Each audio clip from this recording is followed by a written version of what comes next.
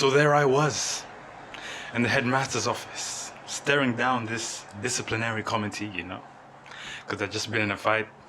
And the only other person that had been expelled from before my time, before I was in that office, was some absolute thug guy. I don't even know. He had this reputation over there in that school that he was just a bad guy. So I was thinking, am I the same? God, I was asking God, am I the same? All the while keeping a thug mentality, thug look, thug outward appearance towards these guys, because you have to be strong in that place. You can't break down. Maybe you can break down for some, I don't know, for some emotional appeal to them, because you get expelled of fighting in that. Well, the main thing, the law of the school said. Wait for the thing.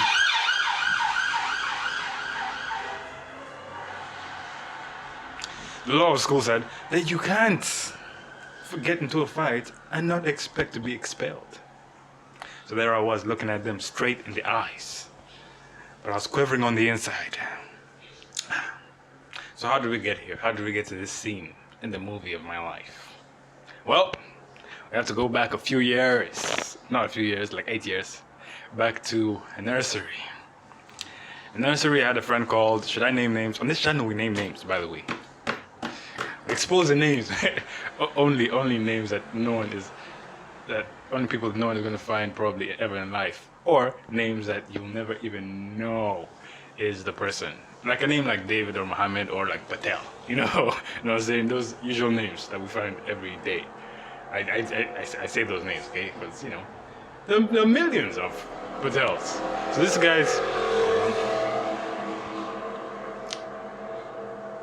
guy's name was Rahul, okay?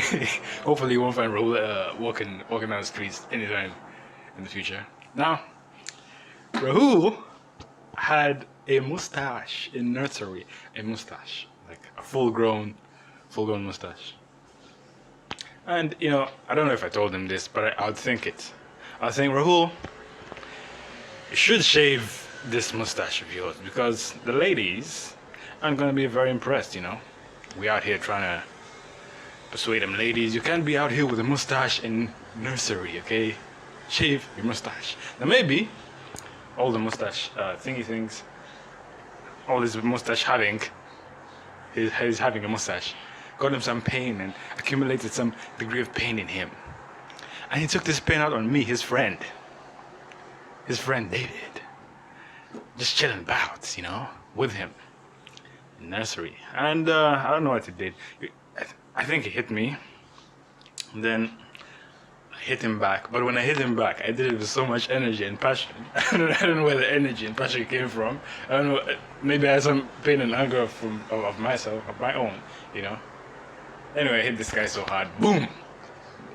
He hit the ground. He wasn't moving. Then blood started coming out of his face area.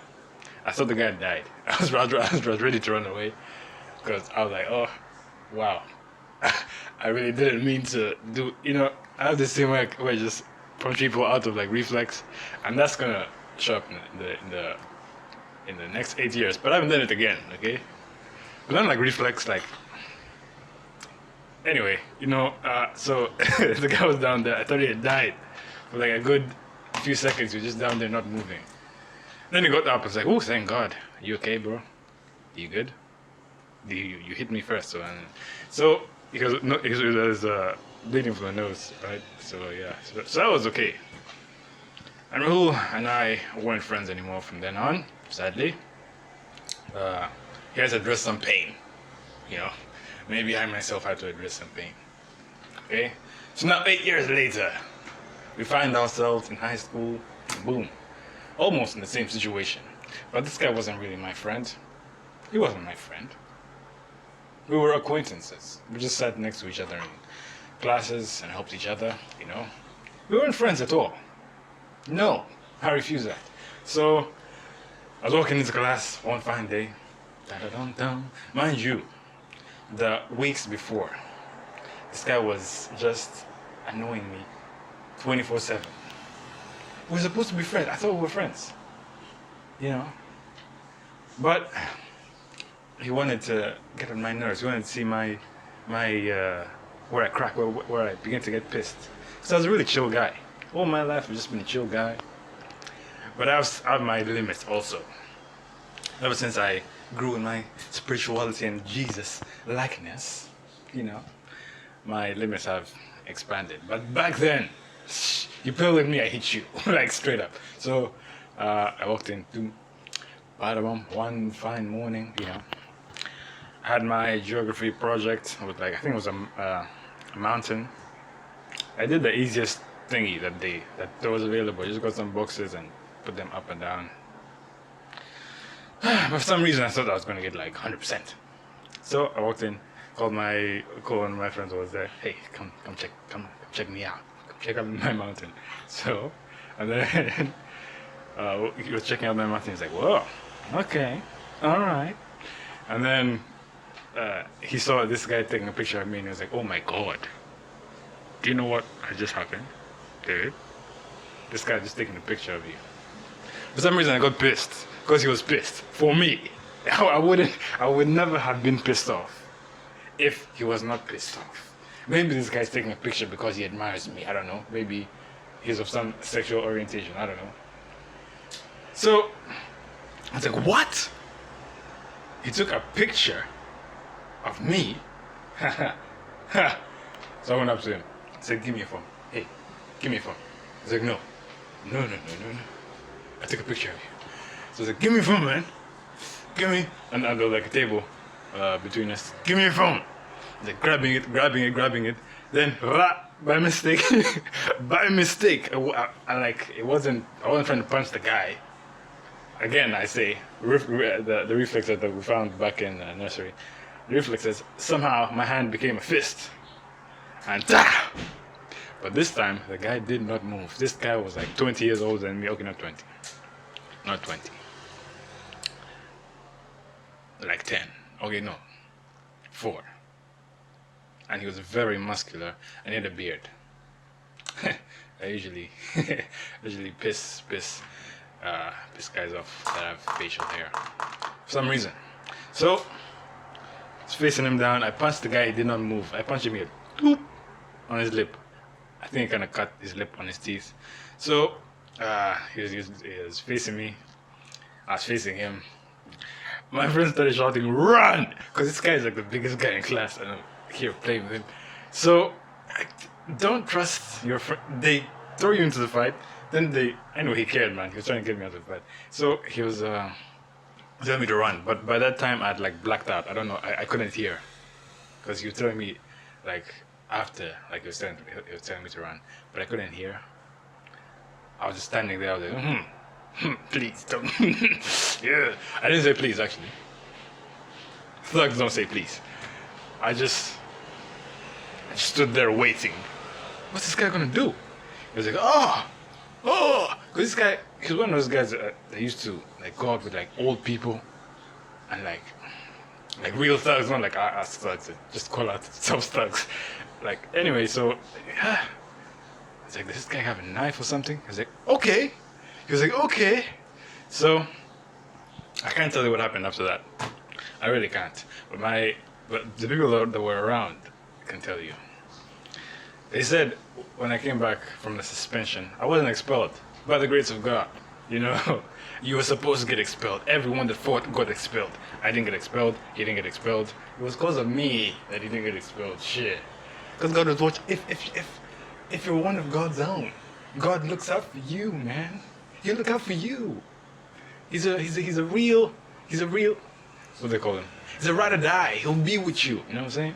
Sometimes he'll throw you into fires. Okay, I'm not gonna say that. Sometimes you won't suffer. Anyway. So apparently the guy knocked me out. I hit the table, boom, boom, boom. He punched me, kicked me, but that's not the story I go by. You know why? I go by the story that I hit this guy so hard somehow that he broke his arm. Because the next day he showed up with an arm cast, and I was feeling good. I was okay, and I was, I was there staring the disciplinary board down and asking him, "What you gonna do? What you gonna do, punks?" No, I was just well behaved. I was a well behaved guy. Don't assume that I was some kind of rebel. I am a rebel actually, but I'm the kindest rebel that you'll ever find, ever in life, maybe. So that's the story. I got suspended in high school, and I almost got into juvenile thingy thing in nursery. So I have this fighting spirit that fights back against people who are fighting us. You know, fight your fights, man. Pick your fights. So that's the story. Yeah, you know. Yeah. Yeah. You know, God can turn your situation around. Not let's bring the spiritual message. God can turn your situation. He can be your ride or die friend, you know, that sticks with you, that has your back. And also, apparently that fight started like some gang fight between my homies. My real, you know, if your homies are homies, they'll fight for you. They'll die, you know. So it was my homies versus his homies. I was like, when I heard that story, I was like, yeah, guys, come on, that's it. Anyway, so God can turn your situation. He can turn you from a son of thunder to a disciple that leans on his chest and becomes a very self-controlled individual. So self-control isn't a fruit, it's a root. It's a fruit of the spirit. You don't work on self-control. You yield to the Spirit of God. You absorb the presence of God by chilling with Him. Do you know, the more time you spend with someone, the more you'll absorb their characteristics. And peace out. That's all I have for you today. Don't get into fights. Stay in school, kids. Work hard. Yes. Bye.